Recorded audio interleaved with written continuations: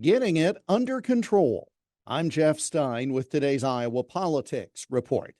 Yesterday, I suggested we should not be surprised by the shameful anti-Israel protests on some college campuses, but we should also not let it continue. First, let's remember that the First Amendment only applies to government or public entities. Therefore, protests at all hours of the day or night on a private college campus can be shut down immediately. Even in places where First Amendment free speech provisions do apply, they're not an absolute.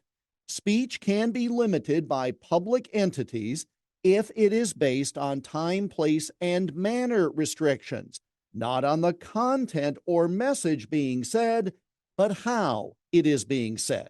For example, you cannot block sidewalks or building entrances and cannot physically intimidate or assault people. You may be allowed to protest and speak within a so-called common area during daylight hours, but for safety reasons and to ensure no one else's rights to travel are impeded, you're not allowed to interrupt classes with a bullhorn or chant throughout the night while people are sleeping or cause fear or intimidation to others.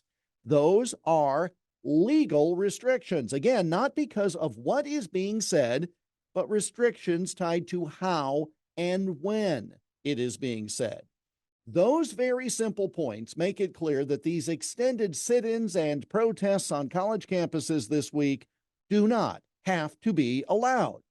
Private colleges can and do routinely keep order by not allowing protests in favor of safety and allowing other students the chance to get the education they are overpaying for.